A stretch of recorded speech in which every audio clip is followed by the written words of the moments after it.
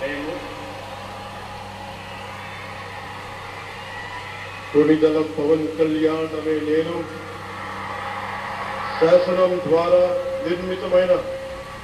భారత రాజ్యాంగం పట్ల నిజమైన విశ్వాసం, విధేయత చూపుతానని, భారతదేశ సార్వభౌమాధికారాన్ని, సమగ్రతని కాపాడుతానని, ఆంధ్రప్రదేశ్ రాష్ట్ర మంత్రిగా నా కర్తవ్యాలను శ్రద్ధతో, అంతఃకరణ శుద్ధితో